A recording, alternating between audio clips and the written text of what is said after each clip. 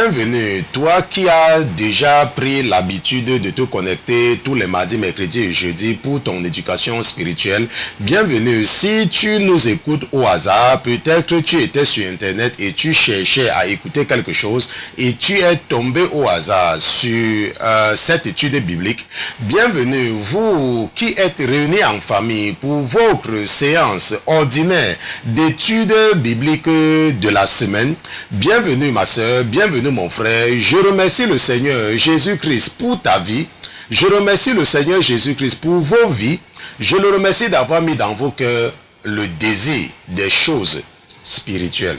La parole de Dieu nous enseigne dans l'épître de Jacques. Dans Jacques chapitre 5 verset 19 à 20, la parole de Dieu dit: frère, si quelqu'un d'entre vous s'écarte de la vérité et qu'un autre l'y ramène, qu'il sache que celui qui a ramené un pécheur du sentier de l'égarement sauvera une âme de la mort et couvrira une multitude de péchés.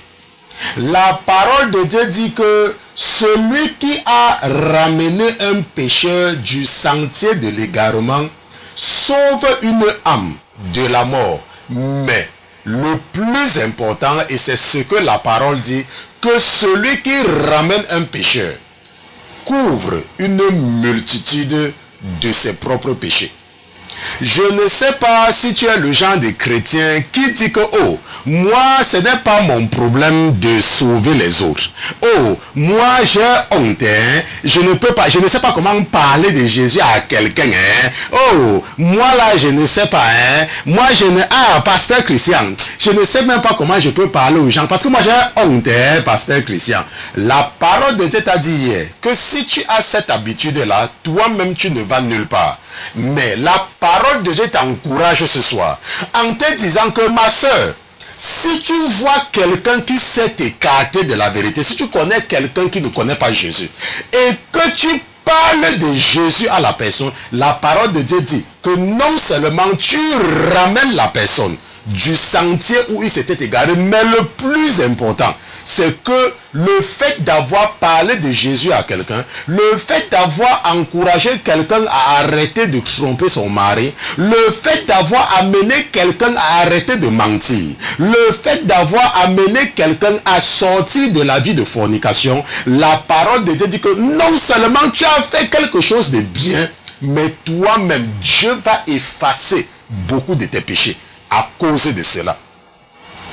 Je ne sais pas si ceci va t'encourager à commencer à parler de Jésus aux gens, de commencer à être actif. Parce que je ne connais pas le nombre de péchés que tu as. Je ne sais pas si ta banque de péchés au paradis est de 100. Je ne sais pas si ta banque de péchés est de 200.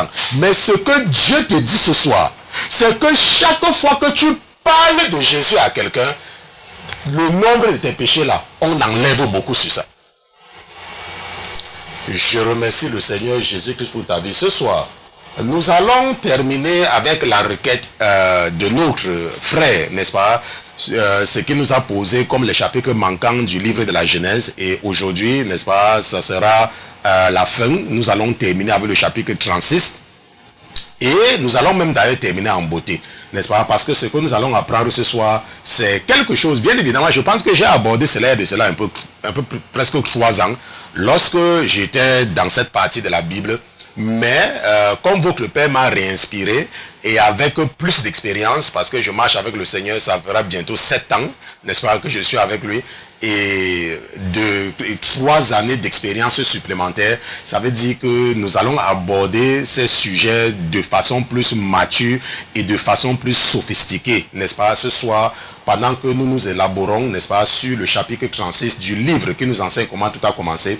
Et ce soir, ça sera comment Dieu punit-il les chrétiens, n'est-ce pas? Comment Dieu punit-il les chrétiens, n'est-ce pas? C'est le sujet de l'étude biblique de ce soir, ok? Je ne parle pas de comment Dieu punit les païens.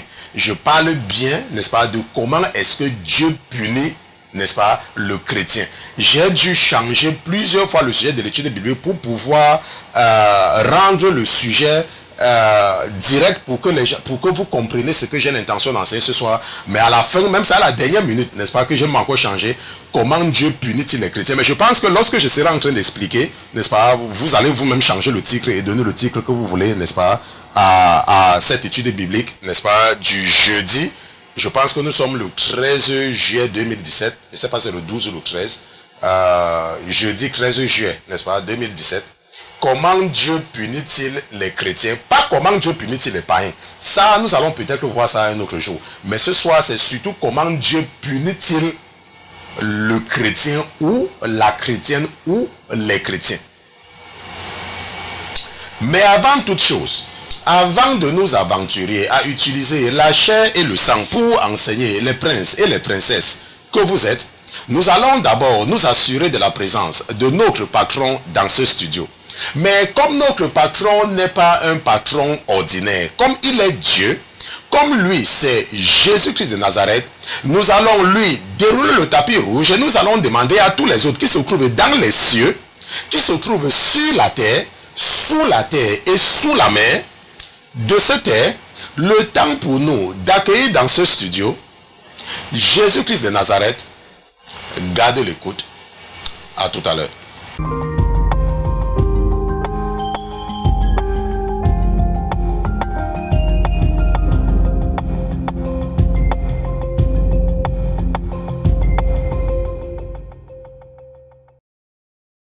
Seigneur Jésus, nous voici en ta présence. Ce soir, nous voici en la présence de notre Père. Nous voici en la présence de notre Créateur. Nous voici en la présence du Dieu de Josué. Nous voici en la présence du Dieu qui a dit à Josué, je serai avec toi, comme j'ai été avec Moïse. Nous voici en la présence du Dieu de Moïse. Nous voici en la présence du Dieu qui a conduit son peuple hors de la maison de perdition, qui a libéré son peuple. Nous voici en la présence du Dieu qui a dit à ses enfants que les Égyptiens que vous voyez aujourd'hui, vous ne les reverrez plus jamais. Nous voici en la présence du Dieu qui protège ceux qui écoutent sa voix. Nous voici en la présence du Dieu de Jérémie. Nous voici en la présence du Dieu d'Ésaïe. Nous voici en la présence du Dieu de Zacharie. Nous voici en la présence du Dieu de Zérubabel. Nous voici en la présence du Dieu qui a révélé ses oracles à Joseph, du Dieu qui a donné à Daniel le don de l'interprétation des rêves. Nous voici en la présence du Dieu qui a préservé les amis de Daniel dans la fournaise de feu. Nous voici en la présence du Dieu qui a préservé Daniel lui-même de la bouche des lions, alors que par la jalousie, les serviteurs de Nebuchadnezzar avaient comploté contre lui pour qu'il soit détruit. Mais ce Dieu a préservé son serviteur même dans la bouche du lion. Nous voici en la présence du Dieu qui a préservé Jérémie. Nous voici en la présence du Dieu qui a préservé les enfants d'Israël lorsqu'ils étaient attaqués par l'armée de Babylone. Lorsqu'ils étaient attaqués par les Chaldéens, nous voici en la présence du Dieu d'Élie. Nous voici en la présence du Dieu d'Élysée. Mon Dieu, mon roi, nous sommes venus en la présence du Dieu de Néhémie. Oh Seigneur Jésus, tu es le Dieu de Malachie. Tu es le Dieu qui t'est révélé à Jacob. Tu es le Dieu qui a établi ton alliance avec Jacob. Tu es le Dieu qui a établi ton alliance avec Isaac. Tu es le Dieu qui a établi ton alliance avec Abraham. Je te dis merci, mon Dieu, mon roi, d'être toujours présent avec nous tous les mardis, mercredis et jeudis. Je te dis merci de ne jamais mépriser nos rendez-vous hebdomadaires. Je te remercie, mon Dieu, mon roi, de renouveler ton alliance avec nous. Oh Seigneur Jésus, tu as inspiré ton serviteur de mettre cette chanson d'introduction où tu avais dit à ton serviteur Josué que je serai avec toi, je serai toujours avec toi. Seigneur Jésus, je prie que parce que tu es avec nous ce soir, que tu parles à ma soeur, que tu lui parles dans son rêve et que tu la rassures, que tu seras toujours avec elle comme tu as été avec Moïse, que tu seras toujours avec lui comme tu as été avec Jérémie, que tu seras toujours avec eux, mon Dieu, mon roi, comme tu es avec leurs frères, que tu as suscité du milieu d'eux pour pouvoir ouvrir les yeux, pour pouvoir ouvrir leur entendement dans la compréhension des oracles et les mystères que tu as cachés à ceux-là qui se croient sages, alors qu'en réalité, ils sont fous. Parce que ta parole nous enseigne que la prédication de la croix est une folie pour ceux-là qui sont perdus, mais pour nous qui avons été choisis, même avant la fondation du monde par toi, c'est une bénédiction. Mon Dieu, mon roi, merci pour ton esprit que tu as déposé en nous. Merci pour cet esprit qui nous aide à nous identifier au Dieu qui a créé les cieux et la terre. Merci mon Dieu, mon roi, de ne pas nous imputer nos péchés, mais de surtout regarder les intentions de notre cœur. De surtout regarder que nous arrêtons tout les mardis, que nous arrêtons tout les mercredis, que nous arrêtons tout les jeudis pour pouvoir venir nous asseoir au pied du Dieu qui a tout prononcé à la création. Mon Dieu, mon roi, c'est ça, oh Seigneur Jésus, que tu dois regarder les intentions de notre cœur. Certainement que malgré le fait que nous t'écoutons depuis des années, depuis des semaines, nous continuons à poser des actes qui ne t'honorent pas. Mon Dieu, mon roi, qui sommes-nous d'ailleurs pour pouvoir nous égaler au Dieu qui a tout créé? Qui sommes-nous? Nous qui sommes condamnés dans cette carapace, nous qui sommes condamnés dans cette chair. Qui sommes-nous pour nous comparer au Dieu qui est saint? Mon Dieu, mon roi, qui sommes-nous pour que tu puisses utiliser ton échelle de mesure pour mesurer nos péchés? Seigneur, nous ne sommes que des humains. Regarde seulement les intentions de notre cœur. Et Seigneur Jésus, je prie que à cause de cette intention positive, efface notre ardoise de péché et ne nous impute pas nos manquements. Certainement que nous avons posé des actes qui ont amené tes ennemis à blasphémer ton nom. Seigneur Jésus, nous reconnaissons que nous sommes des pécheurs. Mais nous avons également la conviction que tu es notre Père. Et nous savons que toute personne qui vient à toi, tu ne peux pas rejeter parce que c'est même toi qui nous as raconté la parabole de l'enfant prodige. Tu as dit que malgré le fait que l'enfant prodige avait pris tout son bien, toute sa richesse, tout son héritage et l'avait gaspillé, il était revenu à son père et son père l'avait accueilli et avait même organisé un festin pour lui. Mon Dieu, c'est toi qui nous racontes la parabole de l'enfant prodige et nous savons que tu es ce père et nous savons que nous sommes cet enfant qui s'est égaré, mais nous sommes cet enfant qui s'est quand même souvenu que son père est un roi et que même le dernier des serviteurs de son père mange ce qui dépasse la nourriture des porcs. Mon Dieu, mon roi, nous avons la conviction que parce que nous sommes venus en ta présence ce soir, tu vas nous faire manger la nourriture des princes. Nous savons que parce que nous sommes en ta présence, parce que nous écoutons ta voix ce soir, tu vas ordonner à tes anges de réécrire nos noms dans ton livre, le livre précieux, le livre de vie, afin que si nous devons passer de vie à trépas ce soir, ton ange va nous souhaiter la bienvenue et va dire, bien joué, vous avez été fidèles. Bien joué, venez hériter de ce royaume qui a été préparé pour ceux qui ont accepté Jésus-Christ comme leur Seigneur et Sauveur personnel. Je te dis merci mon Dieu, mon roi, d'avoir réécrit tous les noms du troupeau que tu m'as confié ce soir dans ton livre précieux. Je te dis merci de prendre le contrôle de mon âme et de mon esprit afin de pouvoir enseigner mes frères et mes soeurs ce soir et leur parler dans un langage qu'ils vont certainement comprendre. Nous te disons merci pour cela au nom de Jésus-Christ, ton serviteur et tes enfants d'une seule voix, nous te disons Amen, amen, amen, amen. Donc, nous remercions Dieu pour Jésus-Christ. Nous remercions Jésus-Christ pour sa présence parmi nous ce soir. Nous le remercions parce qu'il est Dieu. Nous le remercions surtout pour toi qui nous écoutes pour la première fois. Ok? Pour toi qui nous écoutes pour la première fois, je remercie le Seigneur pour ta vie, n'est-ce pas? Et je continue, n'est-ce pas, à intercéder pour vous tous d'ailleurs, n'est-ce pas? Chaque nuit. Chaque fois que je prie, n'est-ce pas, il y a 3 catégories de personnes que je présente. 4, n'est-ce pas, le Seigneur est en train de corriger. Il y a toujours 4 catégories de personnes que je présente devant le Seigneur, n'est-ce pas? Il y a bien évidemment ma famille, parce que vous savez que mes enfants, n'est-ce pas, traversent des combats très difficiles. Pourquoi? Parce qu'ils sont les enfants d'un pasteur. Donc l'ennemi, les démons que l'ennemi utilise pour, n'est-ce pas, les attaquer sont plus forts, n'est-ce pas, que les autres. Ça peut se comprendre, n'est-ce pas? Et j'intercède toujours pour mes enfants. Ok, pour leur maman bien évidemment, et j'intercède par la suite, n'est-ce pas, pour ma petite équipe, parce que j'ai une équipe, n'est-ce pas, même comme quand je dis petite équipe, n'est-ce pas, parfois j'ai l'impression qu'on me dit que toi tu penses que même comme ils sont quelques-uns là, n'est-ce pas, l'esprit qu'on leur a donné dépasse même l'esprit d'une multitude, n'est-ce pas? J'intercède toujours pour ma petite équipe, n'est-ce pas, et je demande toujours au Seigneur, n'est-ce pas, d'avoir pitié de tous les membres de mon équipe. Et par la suite, n'est-ce pas, j'intercède pour mon troupeau. Ça veut dire que tous les abonnés de la Sainteté FM, de la Sainteté TV, ça veut dire quoi? Ça veut dire que si tu es quelqu'un qui a pris l'habitude d'écouter de façon systématique et de mettre en pratique ce que, n'est-ce pas, je t'enseigne, n'est-ce pas, ce que ton père m'inspire de t'enseigner, n'est-ce pas, il faut savoir que tous les jours, n'est-ce pas, je prie pour toi, n'est-ce pas, tous les jours, je présente toujours mon troupeau, n'est-ce pas, et je présente mon troupeau au Seigneur, n'est-ce pas, en utilisant le même passage qu'il lui-même il a utilisé quand il devait retourner. Il a dit, Père, je n'ai perdu personne de ce que tu m'as donné, et c'est pour cela que je prie pour tous les abonnés, n'est-ce pas. Je ne dis pas que, oh, telle personne, non, tout le monde. N'est-ce pas? Je dis que si quelqu'un écoute seulement, mon Dieu, me voici, je suis en train d'intercéder et je prie pour le pardon des péchés. Donc c'est comme ça que je fais. Et la quatrième catégorie, dans cette même catégorie, il y a maintenant des personnes particulières qui ont des problèmes, n'est-ce pas, qui m'ont soit contacté par email, n'est-ce pas, et qui traversent des problèmes. Pour eux, je prie pour eux de façon nomique. Ça veut dire que je prononce leur nom. Je dis, oh Seigneur, ce soir, n'est-ce pas, ce matin, souviens-toi, n'est-ce pas, de Roland, souviens-toi de Rolé, souviens-toi de Béatrice, souviens-toi de Gertrude, souviens-toi de Delphine, n'est-ce pas, souviens-toi, n'est-ce pas, de Esther, n'est-ce pas, tous ces gens-là qui sont malades ou qui traversent des situations difficiles, je prie, n'est-ce pas, de façon nomique pour eux. Maintenant, en plus du fait que notre équipe d'intercession, n'est-ce pas, parce que nous avons une équipe d'intercession, la Sainteté FM, et je ne me rappelle pas qu'il y a un cas que je les ai soumis et que le Seigneur a fermé les oreilles.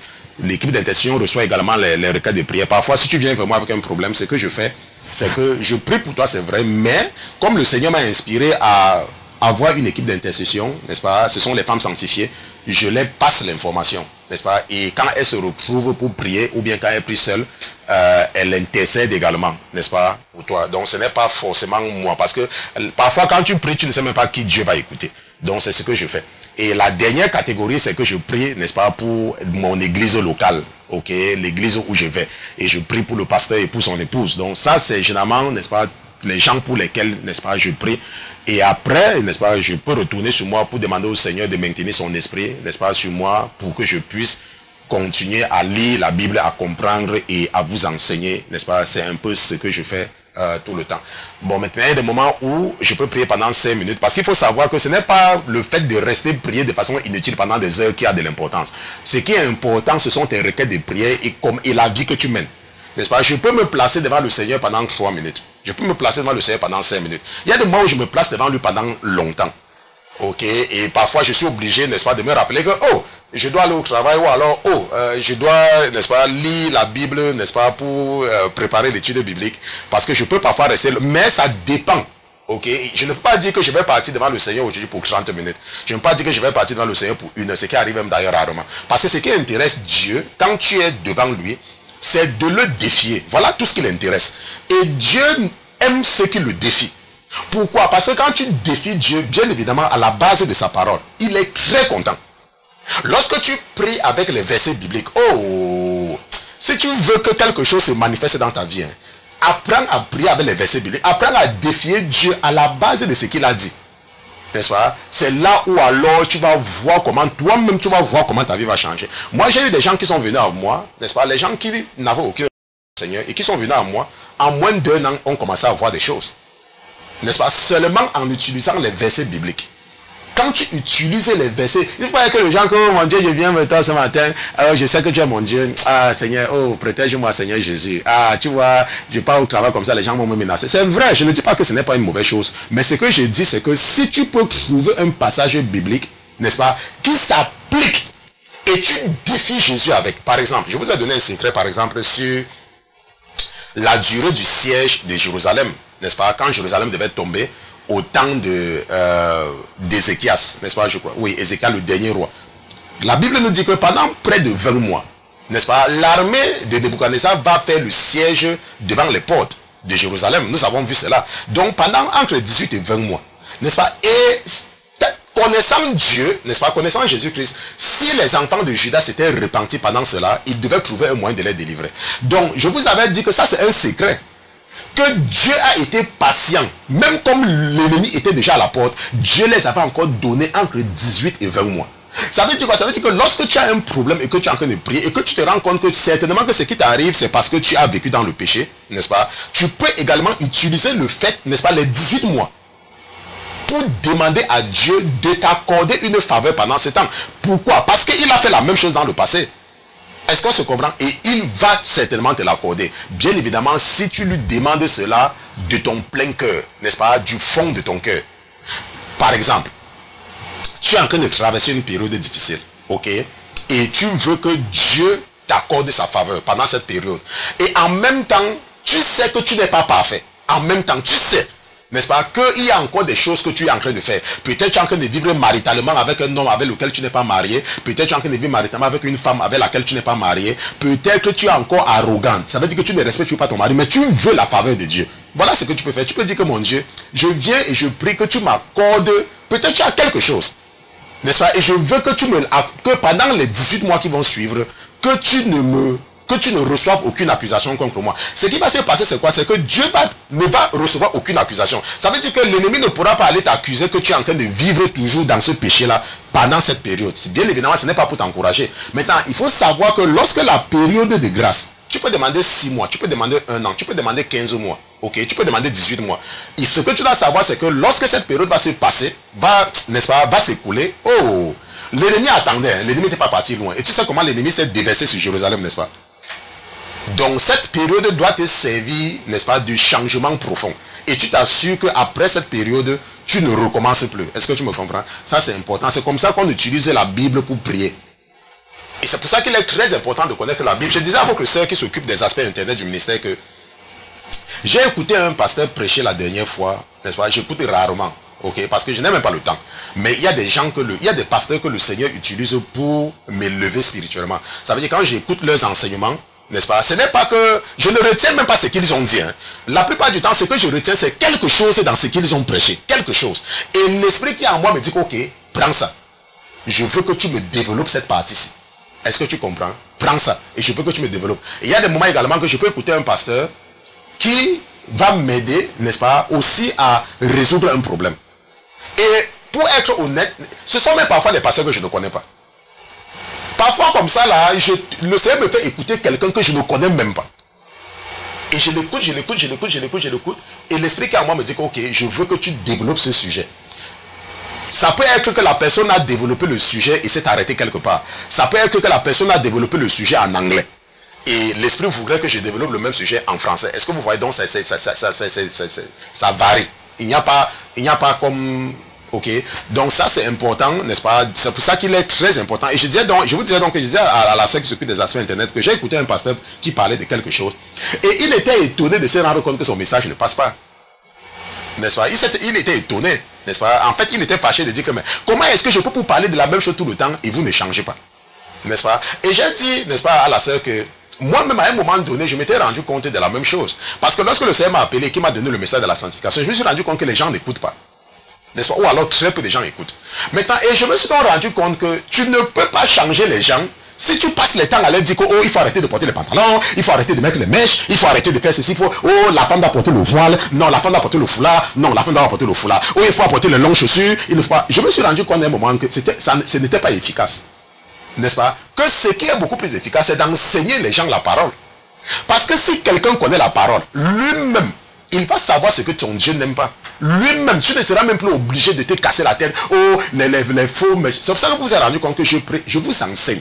Et beaucoup de mes élèves changent. Pourquoi? Parce qu'ils connaissent la parole.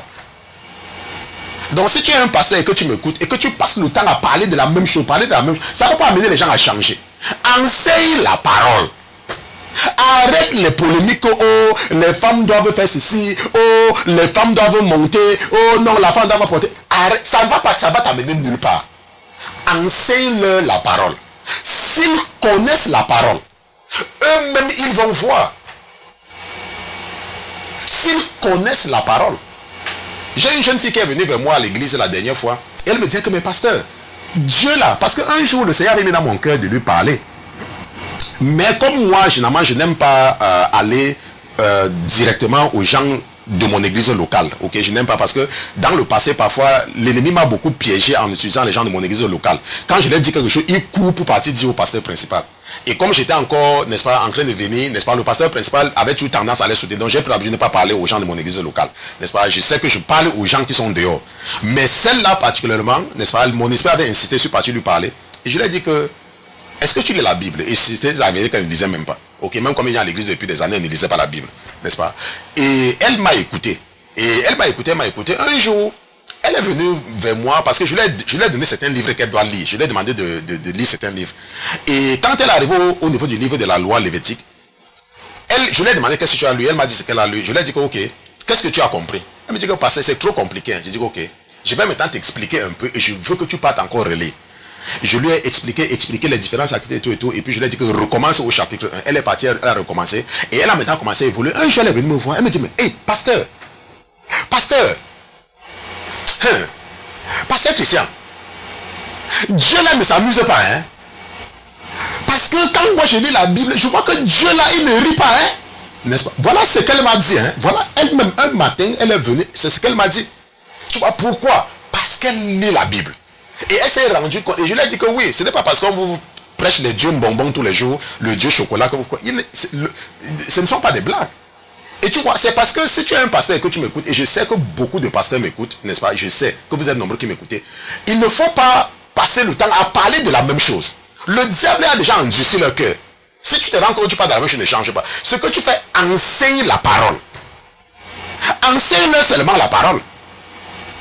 Ouvre leurs yeux à lire la parole et tu vas voir comment tes membres vont changer. Est-ce que tu me comprends?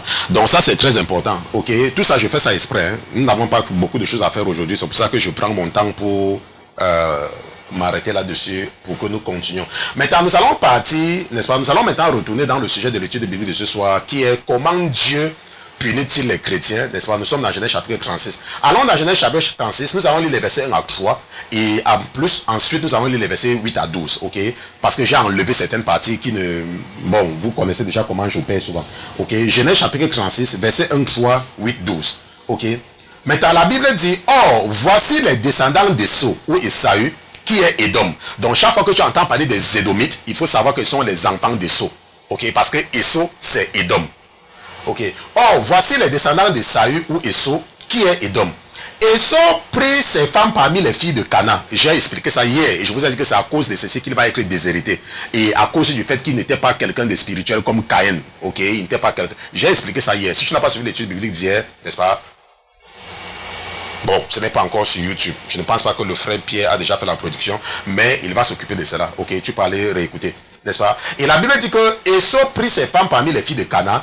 Ada, fils de Lon, le Hétien, et Oholibama, fils d'Anna, fils de Tibéon, le Hévien. N'est-ce pas?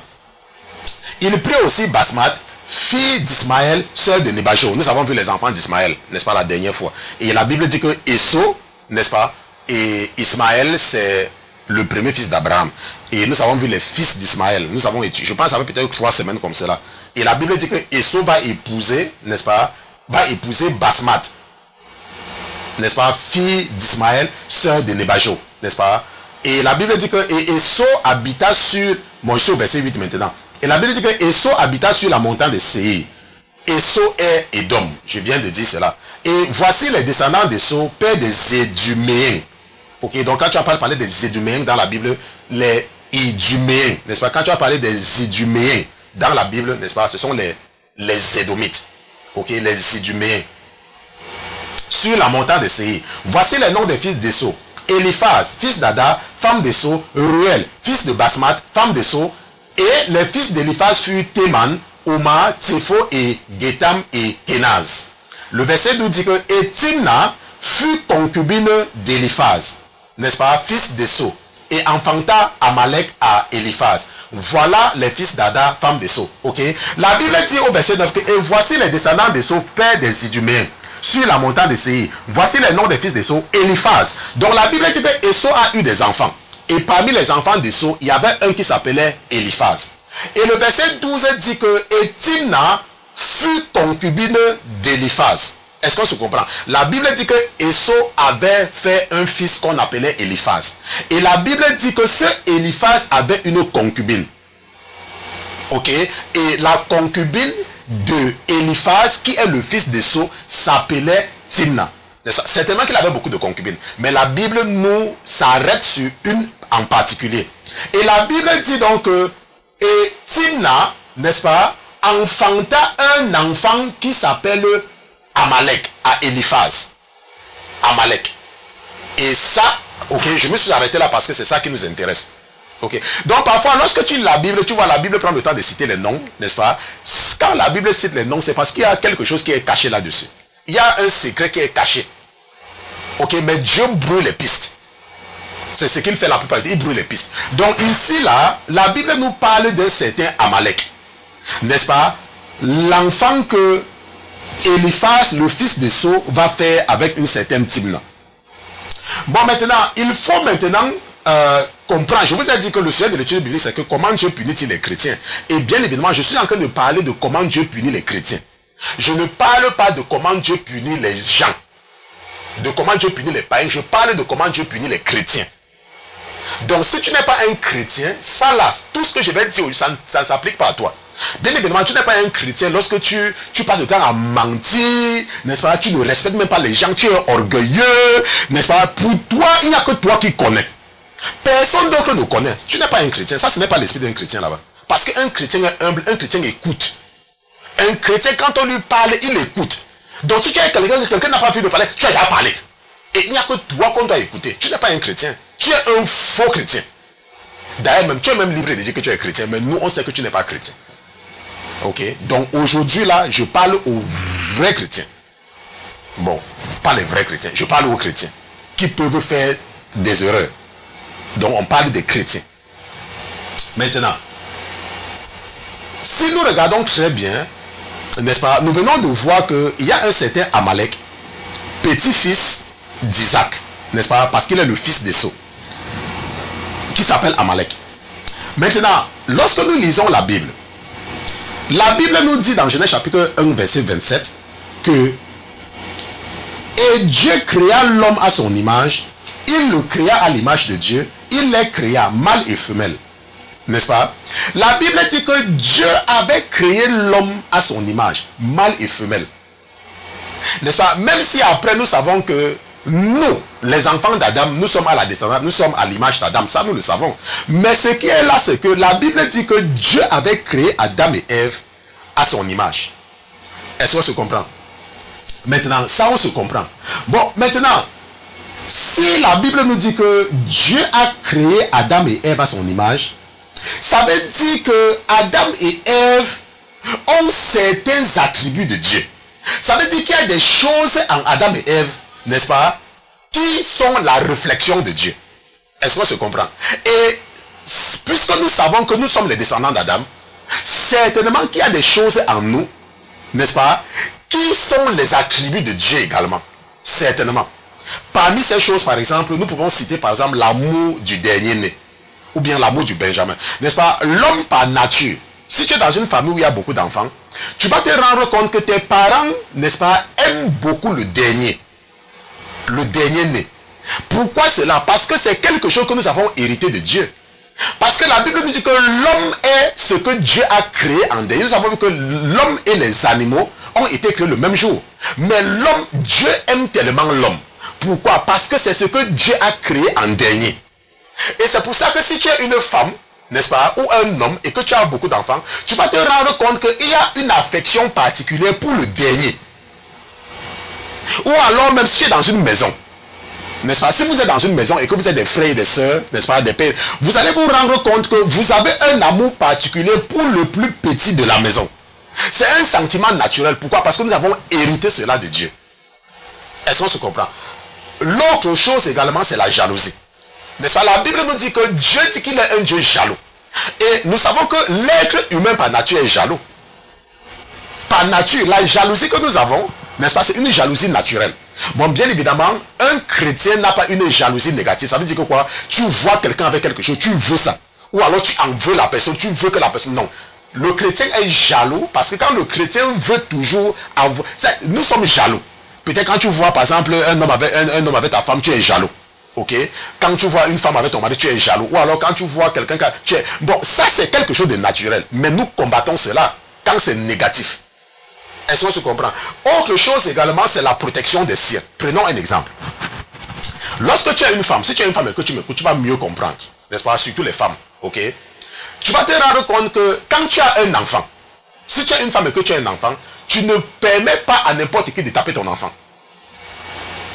Même si ton enfant fait n'importe quoi, tu peux permettre aux gens de la maison, n'est-ce pas, peut-être si tu es une femme et que tu es avec tes frères, tu peux permettre à tes frères, n'est-ce pas, aux gens de la maison de corriger, ou à ton mari de corriger l'enfant.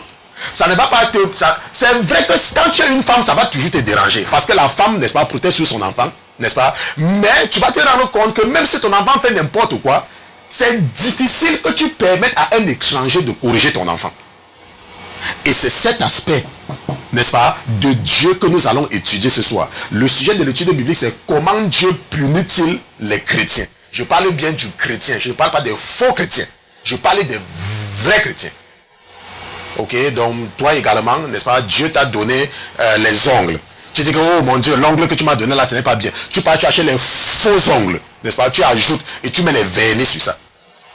Et tu pars à l'église, tu dis que tu es chrétien. Qui t'a dit que tu es chrétien? Tu n'es pas chrétien. Il ne faut même pas écouter le pasteur chrétien, parce que le pasteur chrétien ne s'adresse même pas à toi. Moi, je ne m'adresse pas aux faux chrétiens. Je m'adresse aux vrais chrétiens. Tu es là, n'est-ce pas? Et ta femme, peut-être que tu as fait quelque chose, tu ne lui dis rien. Mais dès que les gens viennent, n'est-ce pas, tu commences à dire que une femme comme ça, et une femme... Tu ne connais même pas défendre ta femme. Devant les gens. Et tu dis que tu es chrétien, tu vas à l'église. Tu n'es pas un chrétien, tu es un faux chrétien. Ok, je parle des vrais chrétiens. Comment Dieu les punit. Donc si toi, tu es un mari qui méprise ta femme, tu ne la respectes même pas, ok, hein, tu ne connais même pas défendre ta femme quand tes soeurs veulent parler mal d'elle. Et puis tu dis que tu es chrétien. Qui t'a dit que tu es chrétien? Tu n'es pas chrétien, tu es un faux chrétien. Et ça ne s'adresse pas à toi. Ok, il faut apprendre à protéger ta femme. Quand tes soeurs veulent parler de ta femme, tu les demandes de changer de sujet. Quand les gens veulent parler de ta femme, il faut leur dire que ça, ce n'est pas un sujet de conversation. Est-ce que tu me comprends? Il faut avoir le courage. Et c'est en ce moment que tu seras un vrai chrétien. Et toi également, il faut respecter ton mari. Ok?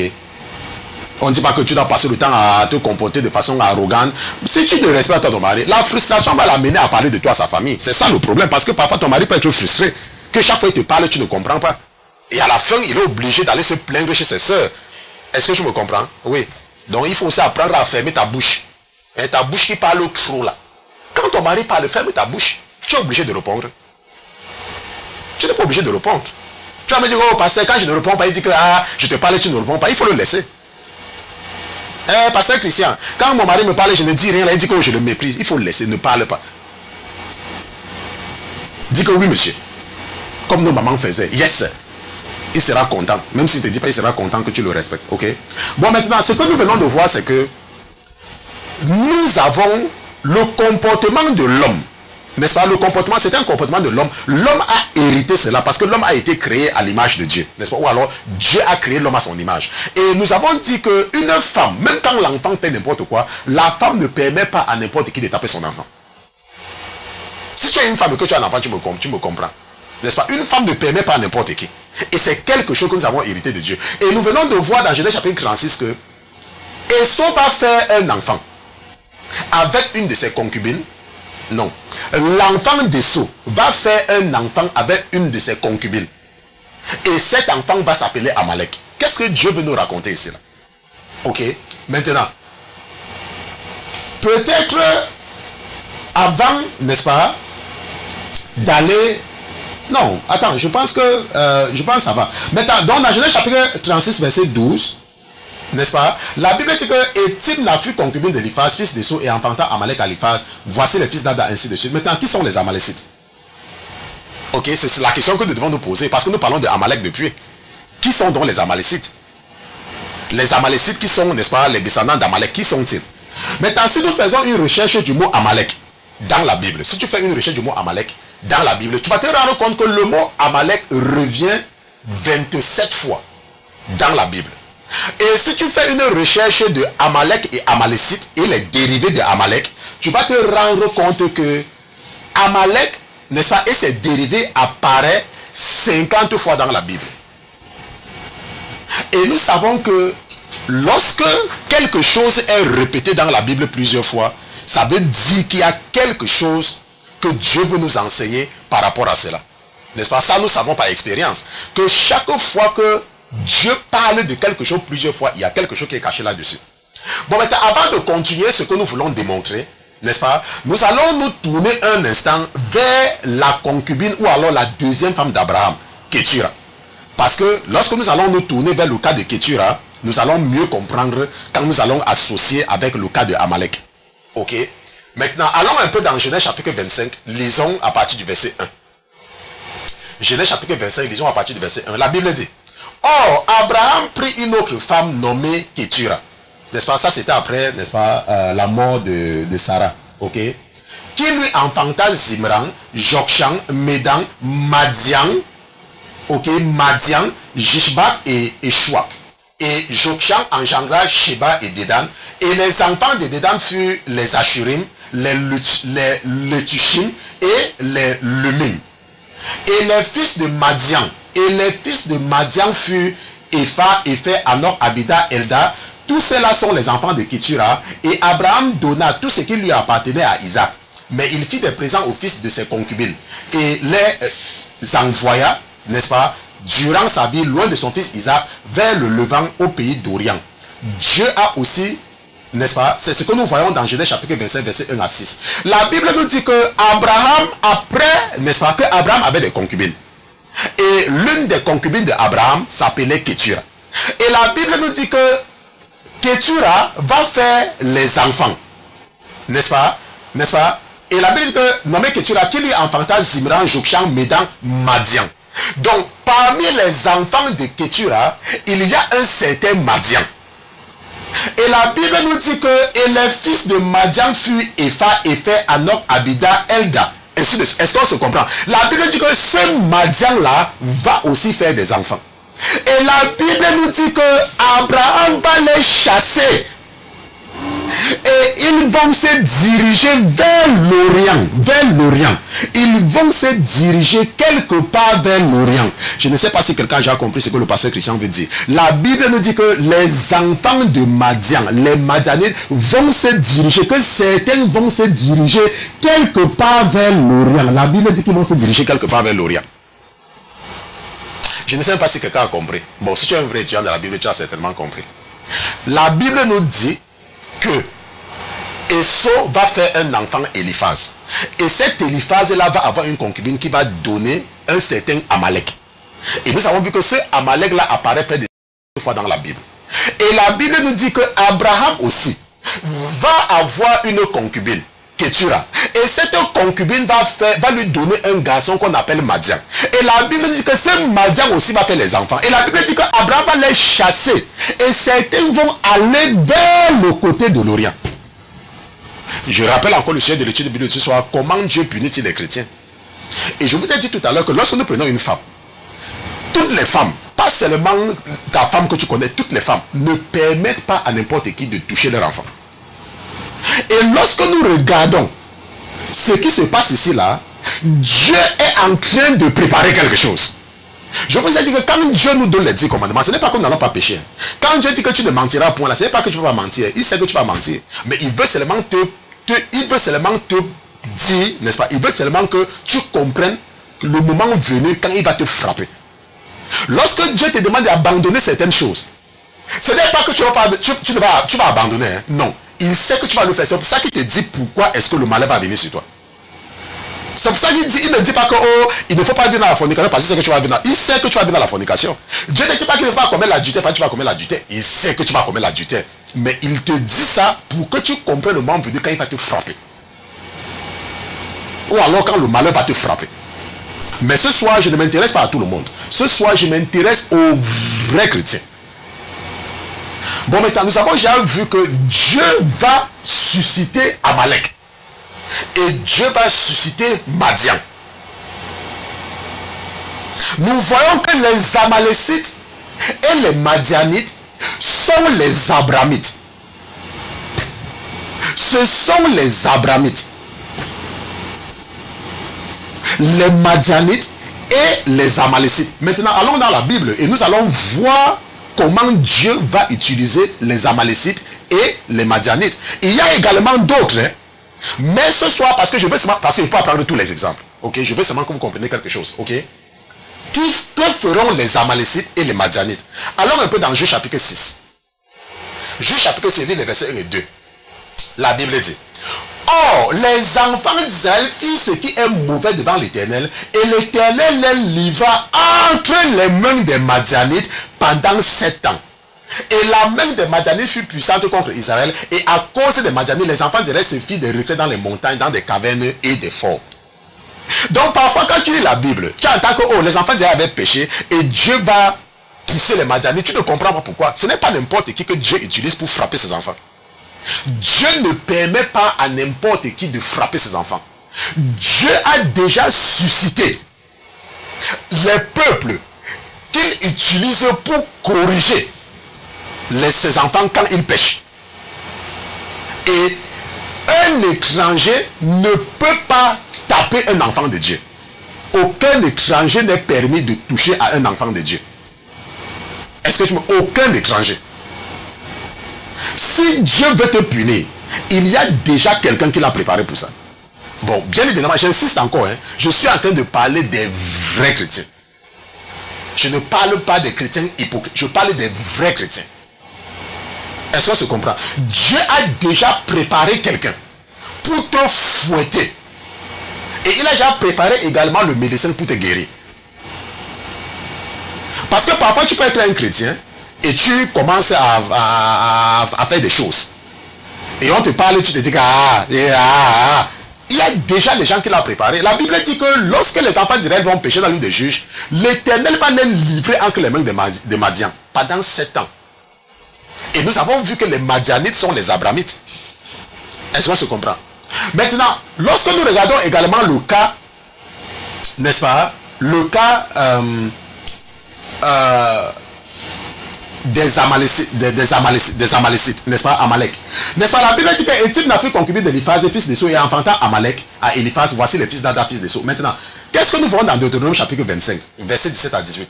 La Bible dit, souviens-toi de ce que te fit Amalek en chemin, quand vous sortiez d'Égypte, comment il vint te rencontrer dans le chemin et te chargea en queue, attaquant tous les faibles qui te suivaient lorsque tu étais toi-même là et fatigué, et comment il n'eut point crainte de Dieu. La Bible dit que lorsque les enfants d'Israël étaient sortis de l'Égypte, il y avait certains qui traînaient les pas derrière. Il y avait certains qui traînaient les pas derrière. Et Dieu va lâcher les Amalécites pour venir les corriger. Pour venir tuer, n'est-ce pas, ceux qui traînaient les pas derrière. C'est la même chose pour les chrétiens qui retrogradent ou les chrétiens qui ne lisent pas la Bible. Quand tu es un chrétien qui n'est pas zélé pour le Seigneur, Dieu a déjà préparé certains esprits pour te corriger. Et c'est ça qu'on appelle l'esprit des Amalécites. L'esprit des Amalécites a pour but de frapper, n'est-ce pas, les chrétiens qui ne veulent pas faire les efforts. Donc si tu es un chrétien qui ne veut pas faire les efforts et tu te rends compte que ta vie ne change pas, c'est parce que tu es victime des Amalécites. Et les Amalécites, ce sont les enfants. C'est Dieu qui permet ça, qu'il te corrige. Par exemple, tu es un chrétien et tu passes le temps à discuter avec tes collègues au travail. Qui t'a dit qu'un chrétien discute avec les gens au travail?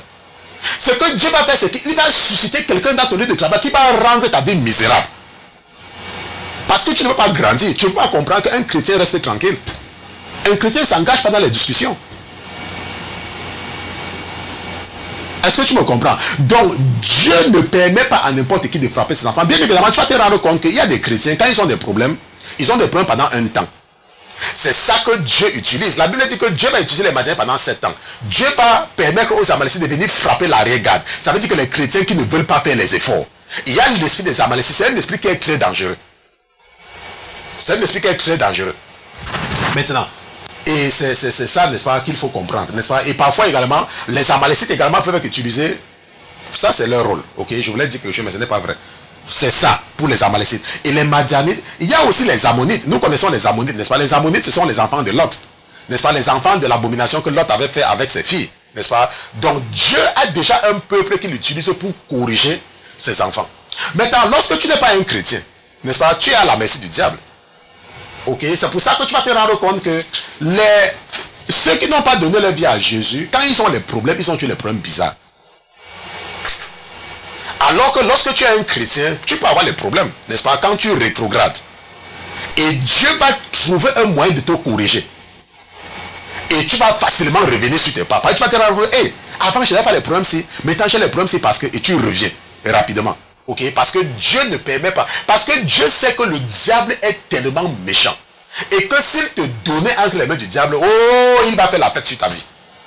Est-ce qu'on se comprend? Donc ça c'est très important de comprendre. Donc le sujet de l'étude de Bible ce soir, c'est que comment Dieu punit-il les chrétiens, n'est-ce pas? Nous avons vu comment Dieu le fait, que Dieu a déjà préparé. Et maintenant, lorsque par exemple, tu es dans le monde, et que les gens du monde posent certains actes, n'est-ce pas? Parfois il ne faut pas te mêler sur ça. Pourquoi? Parce que Dieu a déjà également préparé des gens pour s'occuper d'eux. Dieu les a, ils sont dans les mains du diable. Donc par exemple, tu peux être dans le bus, quelqu'un se comporte mal, tu es peut-être dans le train, quelqu'un se comporte mal, tu es peut-être dans un taxi, quelqu'un se comporte mal. Il ne faut pas entrer dans une discussion. Un chrétien n'entre pas dans les discussions avec les gens. Quand tu entres dans la discussion avec quelqu'un, ça tue l'esprit qui est en toi, parce que le Saint-Esprit n'aime pas ça. Donc par exemple, si tu es dans un taxi, ou dans une agence de voyage, n'est-ce pas, tu es en train d'aller quelque part, et quelqu'un se comporte très mal, il ne faut pas entrer dedans. N'est-ce pas? Il faut prier pour la personne.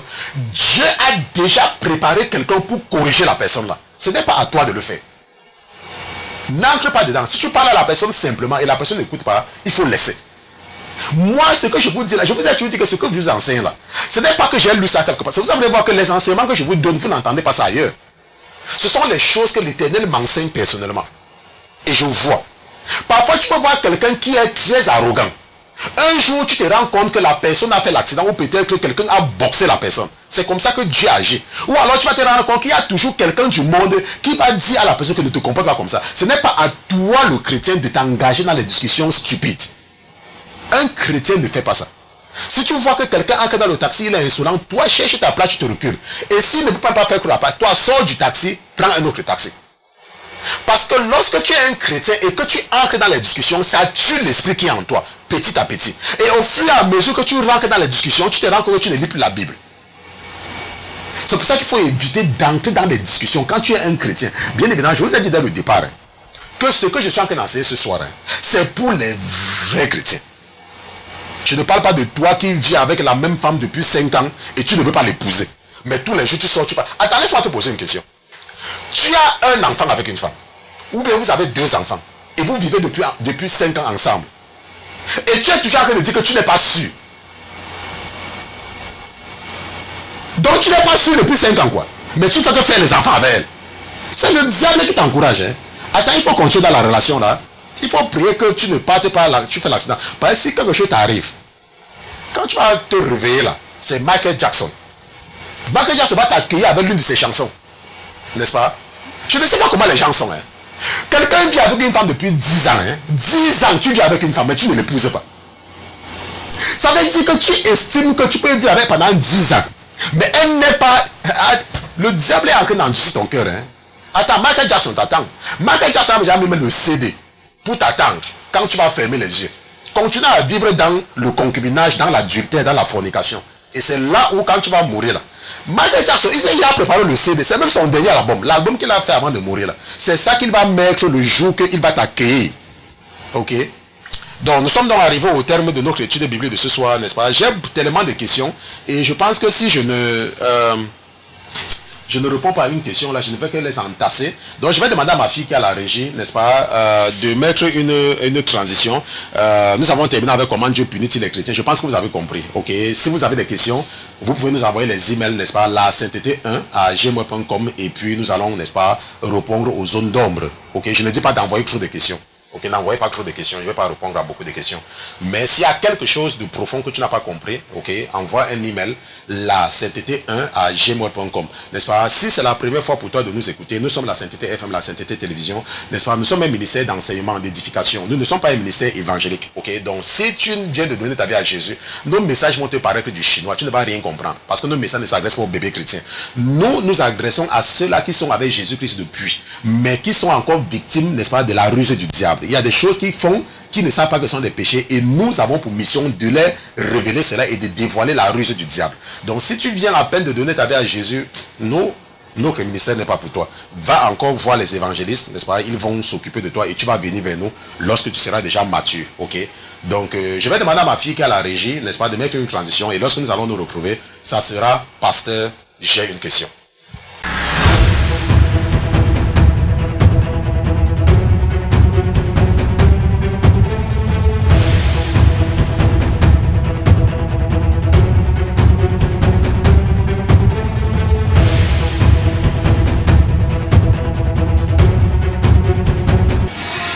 Seigneur Jésus, nous te remercions pour ta présence parmi nous ce soir, mon Dieu, mon roi. Je te remercie pour ton Fils, dans le cœur de qui tu as mis de poser cette question. Nous te disons merci d'être toujours présent avec nous et nous te remercions pour ta fidélité au nom de Jésus-Christ. Amen, amen, amen, amen. Donc, pasteur, j'ai une question. Nous avons reçu une question d'un de nos frères, je pense qu'il vient en Norvège. J'étais même surpris, n'est-ce pas, lorsque j'ai même reçu la question de savoir qu'il y a tellement de gens qui nous écoutent en Norvège selon ce qu'il disait dans, n'est-ce pas, dans l'autre truc. Ça fait longtemps qu'il a posé la question aussi. Et comme c'est une question, il m'a posé beaucoup de questions. J'ai déjà répondu à cette question, mais il y a aussi une partie de sa question que j'ai expliquée pendant les 3 études bibliques. Et je pense que s'il est un peu plus mature, il va certainement se retrouver là-dessus. Donc la question du frère, n'est-ce pas, c'est bonjour. Il a dit bonjour. Bien évidemment, il parlait l'anglais, mais on peut avoir l'impression qu'il parlait les deux. Mais il a commencé bonjour, n'est-ce pas? Il dit, I have watched your teaching, may God bless you. Can you please give me the references in the Bible showing what happened to the younger son of Noah? Why Noah cursed him? You said that his son has sex with his mother. Let me know if I can continue to ask more questions. Ok, bon, ça je lis parce que c'est sa question, mais je vais expliquer en français. Ok, donc ce qu'il dit c'est que bonjour. J'ai regardé votre enseignement, n'est-ce pas, que Dieu vous bénisse. Maintenant, pouvez-vous me donner la référence biblique qui montre ce qui est arrivé au plus jeune fils de Noé? N'est-ce pas? Pourquoi Noé l'a-t-il maudit? Vous avez dit que cet enfant, n'est-ce pas, a eu l'amour, n'est-ce pas, ou bien a fait l'amour avec sa mère, ok, n'est-ce pas, a couché avec sa mère, ok, voilà, c'est ça, c'est ce qu'il dit. Donc, n'est-ce pas, vous avez dit que cet enfant de Noé a couché avec sa mère, n'est-ce pas? Faites-moi savoir si je peux continuer à vous poser plus de questions. Donc, c'est ce qu'il a posé en anglais, ok, j'ai seulement lui été en train d'interpréter. Donc, la question de notre frère, si je veux, n'est-ce pas, résumer, c'est que, plusieurs fois je vous ai enseigné, n'est-ce pas, l'abomination de Cham, n'est-ce pas, l'un des enfants de Noé, n'est-ce pas, comment est-ce qu'il a couché avec sa mère et l'enfant de Cana est né. Et apparemment, il a écouté cela, mais il n'a peut-être pas écouté l'enseignement où j'entrais dans les détails. Il a certainement écouté ça dans un de mes enseignements récents. Et il veut donc des références bibliques. Ok. Bon, maintenant, avant de répondre à notre frère, je voudrais également revenir sur quelque chose, n'est-ce pas? Je pense que j'ai déjà dit ça ici, là. Ok. C'est vrai que le pasteur Christian, il est jeune, n'est-ce pas? C'est vrai que je suis jeune, n'est-ce pas? Je ne suis pas aussi jeune que ça. C'est parce que l'Esprit de Dieu me maintient tellement jeune. Ok. Ceux qui connaissent mon âge vont être étonnés que, mais quand on regarde le pasteur Christian, il a peut-être, mais il est, oui, c'est parce que quand tu vis avec le Seigneur et que l'Esprit de Dieu en toi, tu ne vieillis pas. Ok. Ça, c'est classique. La Bible nous dit que Abraham va vivre très longtemps. N'est-ce pas? Plus de 170 ans. Ok. Isaac va vivre très longtemps. Lorsque tu marches avec le Seigneur, tu ne vieillis pas. Parce que tu n'as pas le temps d'avoir les pensées négatives sur les gens. N'est-ce pas? Et en ce moment-là, ton esprit est toujours jeune. Bon, maintenant, le fait que je sois jeune ne doit pas vous amener, surtout vous qui êtes mes aînés, n'est-ce pas, à m'écrire n'importe comment. Ok? Lorsque vous m'écrivez, il faut savoir que vous êtes en train d'écrire à Dieu. Ok? Ça n'a rien à voir avec le pasteur Christian. N'est-ce pas? Lorsque tu écris à un pasteur, il faut toujours savoir que tu es en train d'écrire au Saint-Esprit. Et tu dois utiliser toutes les formes de politesse possibles. Tu ne peux pas seulement écrire à un pasteur n'importe comment. Parfois, quand je lis les correspondants de certaines personnes, ça me donne parfois une idée de leur niveau spirituel. Ça me donne généralement une idée. Parce que lorsque tu écris, n'est-ce pas, c'est comme moi de la même façon quand je vous réponds. N'est-ce pas, pour vous qui m'avez déjà écrit et que je vous ai répondu, vous vous êtes rendu compte que de la façon que je vous réponds, n'est-ce pas, lorsque tu écris, ce n'est pas seulement valable pour le pasteur Christian. Quand tu écris ou quand tu t'adresses à un homme de Dieu, il ne faut pas regarder l'être humain. Regarde l'autorité qu'il représente. Donc quand tu prends la peine d'écrire au pasteur, tu dis bonjour pasteur. Excusez-moi pasteur, il faut trouver les formes de politesse pour quand tu écris à un homme de Dieu. Est-ce que tu me comprends? Voilà. Maintenant, c'est vrai que nous avons enseigné que quand on enseignait pourquoi Dieu n'aime pas l'alcool, pourquoi un chrétien ne doit pas boire l'alcool, et nous avons expliqué pourquoi, et nous avons vu les conséquences de l'alcool dans le livre de la Genèse au temps de Noé même. Maintenant, la Bible nous dit dans Genèse chapitre 20, verset 20, Genèse chapitre 9, verset 20 à 25, et nous allons lire ensemble, n'est-ce pas? Nous avons encore 5 minutes. Or, Noé commença à cultiver la terre et planta de la vigne, et il but du vin. Et la Bible dit qu'il but du vin. Et s'enivra. Et la Bible dit qu'il avait saoulé. Et se découvrit au milieu de sa tente. N'est-ce pas? Et se découvrit au milieu de sa tente. Et Cham, père de Cana, ayant vu la nudité de son père, le rapporta dehors à ses deux frères, n'est-ce pas, qui est Shem et Japhet, parce qu'il avait 3 fils, n'est-ce pas. Mais Sem et Japhet prirent le manteau, le mirent tous sur leur épaule et marcha en arrière. Ils couvrirent la nudité de leur père. Et comme leur visage était tourné, ils ne virent point la nudité de leur père. Et Noé, réveillé de son vin, apprit ce que son fils cadet lui avait fait. Et il lui dit, maudit soit Cana, il sera serviteur des serviteurs de ses frères. Donc la Bible dit que Noé va boire, il va saouler et il va se découvrir dans sa tente. Et la Bible dit que Sem et Japhet, n'est-ce pas, vont couvrir la nudité de leur père.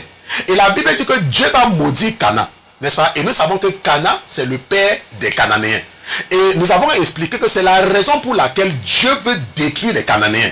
Parce que Cana, n'est-ce pas, c'est le fils de Cham, qui est le fruit de l'abomination qui avait eu lieu entre Cham et sa mère. Et comment est-ce que nous faisons pour comprendre? Maintenant, ce que nous avons toujours dit, c'est qu'il faut toujours connaître et définir les mots dans le contexte biblique. Donc la Bible ne définit pas de la même façon les mots comme le monde définit les mots. Et la Bible dit que Cana, n'est-ce pas? La Bible dit que Cham, père de Cana, ayant vu la nudité de son père, n'est-ce pas? Qu'est-ce que cela veut dire de voir la nudité de son père? Qu'est-ce que cela veut dire? Maintenant, si tu regardes dans le monde, tu vas croire que Noé était nu. C'est ce que tu vas croire. Quand on va dire que Cham avait vu la nudité de son père, tu vas croire que Noé était nu. Ce n'est pas vrai, parce que ce n'est pas ça que cela veut dire sur le plan biblique. Ok? Maintenant, que veut dire voir la nudité de ton père selon la Bible? Maintenant, si nous partons dans Lévitique chapitre 20, verset 11. Lévitique chapitre 20, verset 11. La Bible dit que si un homme couche avec la femme de son père, il découvre la nudité de son père. Ils seront tous deux punis de mort, leur sang sera sur eux. Donc la Bible dit que si quelqu'un couche avec la femme de son père, ça veut dire qu'il a découvert la nudité de son père. Donc ce qui s'est passé dans Genèse chapitre 20, quand la Bible dit dans Genèse chapitre 9 verset 22 que et Cham, père de Cana, ayant vu la nudité de son père, ça veut dire quoi? Ça veut dire qu'il avait couché avec la femme de son père. Bon, maintenant, comment pouvons-nous affirmer que c'est sa mère? La Bible également nous répond dans Genèse chapitre 7 verset 7. La Bible dit dans Genèse chapitre 7 verset 7 que Noé entra dans l'arche et ses fils, sa femme, pas ses femmes. La Bible dit que Noé était entré dans l'arche avec ses fils, sa femme et les femmes de son fils. Est-ce qu'on se comprend? Donc nous savons donc que Noé était entré dans l'arche avec sa femme et ses fils. Et la Bible nous dit que Cham va découvrir la nudité de Noé. Et la Bible nous dit dans Lévitique chapitre verset 11 que si un homme couche avec la femme de son père, donc ça veut dire que Cham avait couché avec sa mère. Et à cause de quoi? À cause de l'alcool. Est-ce que c'est comment? À cause de l'alcool. Et sa mère, n'est-ce pas, va donc tomber enceinte de son fils. Et l'enfant qu'on appelle Cana va naître, qui est une abomination. C'est pour ça que les enfants de Shem, sachant qui est Cana, sachant qui sont les Cananéens, les qualifient de chiens. Et c'est pour ça que les Cananéens sont une abomination devant Dieu. Parce que c'est le fruit de quelque chose d'abominable. Et pourquoi? À cause de l'alcool. Donc lorsque tu es un chrétien et que tu bois de l'alcool, ça ramène toujours ce mauvais souvenir à Dieu. C'est pour ça que Dieu n'aime pas que ses enfants touchent à l'alcool. Parce que ça lui rappelle toujours ce mauvais souvenir. Est-ce que tu comprends? Donc c'est un peu cela. J'avais déjà répondu aux frères et j'avais déjà enseigné cela ici là. Mais si tu nous écoutes également récemment, n'est-ce pas, ça t'aide également de comprendre pourquoi un chrétien ne boit pas de l'alcool. Il ne faut pas laisser que le diable te trompe, que Paul a dit à Timothée que ne bois pas seulement de l'eau. Non. Est-ce que tu me comprends? Si tu es malade et tu prends le paracétamol, tu ne vas pas le paracétamol toute ta vie. Donc quand Paul dit à Timothée qu'il ne faut pas seulement boire le Christ, c'est parce que Timothée, ça c'est pour le problème qu'il avait. Il n'était pas en train de dire à Timothée qu'il faut boire l'alcool tout le temps. Et le diable t'encourage à boire de l'alcool tout le temps en te disant que Paul a dit à Timothée de boire l'alcool. Qui t'a dit ça? Ok. Donc nous avons donc répondu à la question, n'est-ce pas, de notre frère. C'était pasteur, j'ai une question.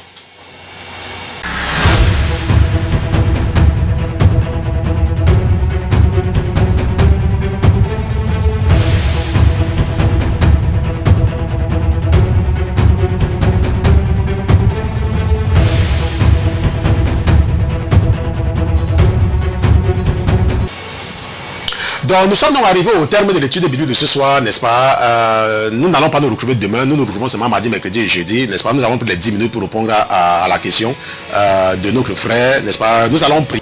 Je vous confie dans les mains de votre Père et nous allons nous retrouver, s'il, n'est-ce pas, il le veut bien, nous allons nous retrouver mardi prochain pour une nouvelle séance d'études bibliques pendant que nous allons retourner dans le livre du prophète Jérémie. Nous allons prier. Seigneur Jésus, je te remercie d'avoir été présent ce soir dans ce studio. Je te remercie pour tous les enseignements. Je te remercie d'avoir également permis que nous répondons à la question que tu as mis dans le cœur de l'un de tes fils afin d'éclairer les autres. Nous te remercions parce que tu es Dieu. Nous te remercions, mon Dieu, mon roi, pour ta présence permanente dans notre vie. Nous te remercions également pour ta protection. Je prie au Seigneur Jésus que tu me permettes de te confier mes frères et mes soeurs, parce que nous n'allons pas nous voir vendredi, samedi, dimanche, lundi, mon Dieu, mon roi. Je prie que la même protection que tu les accordes mardi, mercredi et jeudi soit avec eux et les accompagne jusqu'à ce que tu les ramènes en toute sécurité et en toute santé mardi prochain, si telle est ta volonté, lorsque nous allons nous retrouver pour une nouvelle série d'études bibliques. Nous te disons merci pour ta fidélité et pour ta présence dans nos vies. Au nom de Jésus-Christ, ton serviteur et tes enfants, d'une seule fois, nous te disons Amen, Amen, Amen.